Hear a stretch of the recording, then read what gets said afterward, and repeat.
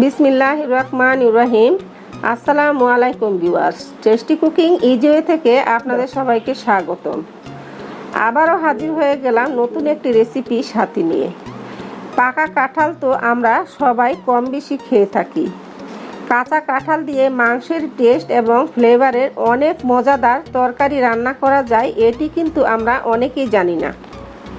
আজকে আমি কাঁচা কাঁঠালের কুয়া বা কুশ দিয়ে সহজে তৈরি করা যায় আর খেতেও দারুণ মজাদার এমনি একটি সহজ রেসিপি আপনাদের সাথে শেয়ার করব। আমার দেখানো প্রসেসে রান্না করলে মাংসের তরকারির টেস্ট এবং ফ্লেভারে দারুণ মজার একটি রেসিপি খুব সহজেই তৈরি করে ফেলতে পারবেন। চলুন তাহলে আর দেরি না করে চলে যাই রান্নার প্রসেসে। দেখুন, ছোট একটি কাঁঠাল কেটে আমি ভিতরের বিচি এবং কোষ বা কোয়াগুলো বের করে নিয়েছি। কাঁঠালের বিচির উপরের শক্ত আবরণ আমি ছাড়িয়ে নিয়েছি। বিচির উপরের শক্ত খোসাটাও ছাড়িয়ে না নিলে খেতে ভালো লাগে না, তাই আগে থেকেই আমি বিচির খোসাগুলো ছাড়িয়ে নিয়েছি। চুলায় একটি প্যানে পর্যাপ্ত পরিমাণে পানি দিয়ে দিয়েছি। পানিতে বলক চলে এসেছে। পানিতে স্বাদ মতো লবণ দিয়ে দিচ্ছি 1 চা চামচ হলুদ গুঁড়া। হলুদ এবং লবণটা পানিতে ভালোভাবে মিশিয়ে নিব। এখন আমি এখানে কাঁঠালের কোয়াগুলো 2 মিনিট সিদ্ধ করে নিব। অনেকেই কাঁঠালের কোয়াকে কাঁঠালের কোষ বা এঁচুড় বলে থাকেন।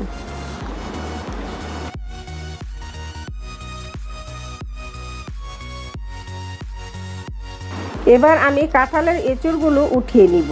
দেখুন, একটি স্ট্রেনারের সাহায্যে আমি এঁচুড়গুলো পানি ঝরিয়ে উঠিয়ে নিচ্ছি।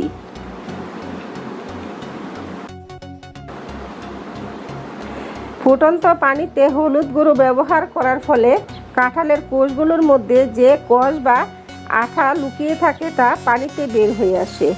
ফলে কাঁঠালের এই কোষ বা বিচিগুলোর মধ্যে আর আঠা থাকে না। কাঁঠালের এঁচুড়গুলো সিদ্ধ করে নেওয়ার পর পানিটা আমি ফেলে দিব আর একটি প্যান চুলায় বসিয়ে দিয়েছি। এখানে দিয়ে দিচ্ছি 2 টেবিল চামচ পরিমাণ সয়াবিন তেল। ছোট ছোট কিউব করে কেটে নেওয়া মাঝারি সাইজের 3টি আলু এখন প্যানে তেলের মধ্যে দিয়ে দিচ্ছি সামান্য হলুদ গুঁড়ো। আলুগুলো হালকা বাদামি কালার করে ভেজে নিব।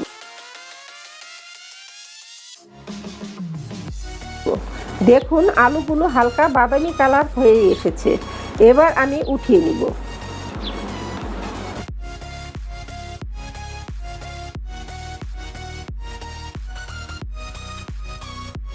একই প্যানে আবারও দিয়ে দিচ্ছি 3 টেবিল চামচ সয়াবিন তেল।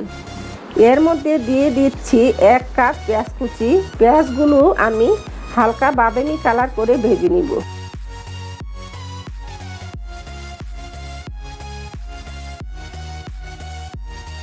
দিয়ে দিচ্ছি রসুন বাটা 1.5 টেবিল চামচ, 2টি তেজপাতা, আদা বাটা 1 টেবিল চামচ, 3-4 পিস দারুচিনি, 4টি ছোট এলাচ গুঁড়ো করে নিয়েছিলাম। সেই সাথে দিয়ে দিচ্ছি 4-5টি লবঙ্গ। হালকা আঁচে উপকরণগুলো 2 মিনিট ভেজে নিচ্ছি।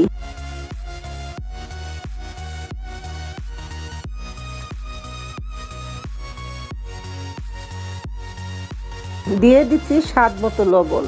লাল মরিচের গুঁড়ো দিয়ে দিচ্ছি 2 চা চামচ পরিমাণ, হলুদ গুঁড়ো 1 চা চামচ, জিরা গুঁড়ো 1 চা চামচ, ধনে গুঁড়ো 1 চা চামচ। এবার এখানে দিয়ে দিচ্ছি 1/2 কাপ পরিমাণ পানি। পানি দেওয়াতে মশলাগুলো চুলোর আঁচে পুড়বে না। এখন আমি মিনিট খানিক কষিয়ে নিব।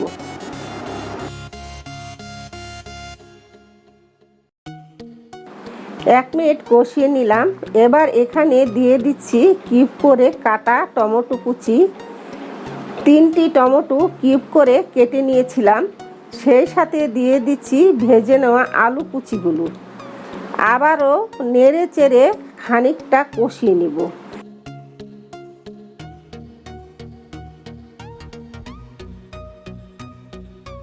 এবার দিয়ে দিচ্ছি সিদ্ধ করে রাখা কাঁচা কাঁঠালের কোয়া বা এঁচুড়গুলো। সবগুলো উপকরণ একসাথে ভালোভাবে নেড়ে চেড়ে মিশিয়ে নিতে হবে। এভাবে আরও 2 মিনিট কষিয়ে নিতে হবে। এভাবে যদি আমার দেখানো পদ্ধতিতে কাঁঠালের কুয়া বিচি সহ আপনারা রান্না করেন, আপনারা এতে মাংসর তরকারির মতো সুন্দর একটা টেস্ট এবং ফ্লেভার অবশ্যই পাবেন। বলতে পারেন মাংস ছাড়া কিভাবে সম্ভব? হ্যাঁ, আমার দেখানো প্রসেসে রান্না করলে অবশ্যই এর স্বাদটা যেন মুখে লেগেই থাকে। তাই একবার খেলে বারবার খেতে ইচ্ছে করবে। শুধুমাত্র কাঁঠালের এই তরকারি দিয়ে স্বাচ্ছন্দ্যে পেট পুরে ভাত খেয়ে নিতে পারবেন।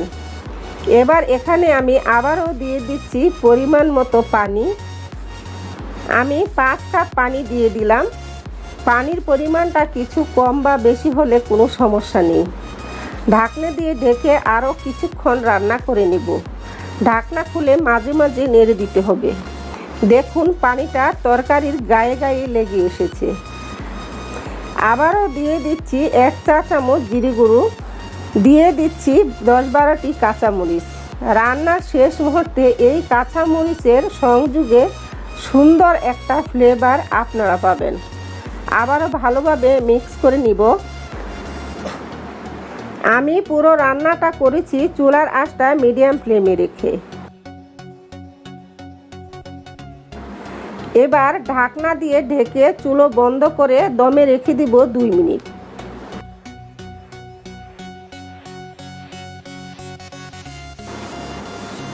ফিরে এলাম 2 মিনিট পর। দেখুন রান্নাটা সম্পন্ন হয়ে গিয়েছে। এবার আমি উঠিয়ে নিব। সুপ্রিয় দর্শক, দেখুন তৈরি হয়ে গেল কাঁচা কাঁঠালের কুয়া দিয়ে তৈরি দারুণ মজার একটি রেসিপি। এভাবে রান্না করে খেলে এর স্বাদ যেন মুখে লেগেই থাকবে। আপনারা আমার প্রসেসে রান্না করে খেলে বুঝবেন এর স্বাদটা আসলে কতটা মজা। তাই আশা করি আপনারা অবশ্যই এটি বাসায় ট্রাই করবেন আর আমাকে কমেন্ট করে জানাবেন আপনাদের কাছে কেমন লাগলো রেসিপিটি। আমার রেসিপিটি যদি আপনাদের ভালো লেগে থাকে তাহলে আশা করি অবশ্যই একটি লাইক দেবেন। আপনাদের লাইক কমেন্ট পেলে আগামীতে আরও নতুন নতুন বিষয় রেসিপি নিয়ে কাজ করব ইনশাল্লাহ। আর পরবর্তী নতুন নতুন রেসিপি আপডেট পেতে অবশ্যই আমার চ্যানেলটি সাবস্ক্রাইব করে পাশে থাকা বেল আইকনটি বাজিয়ে দিবেন। ইনশাল্লাহ কথা হবে পরবর্তী নতুন কোনো রেসিপির সাথে নিয়ে। ভালো থাকবেন, নিরাপদে থাকবেন। আল্লাহ হাফিজ।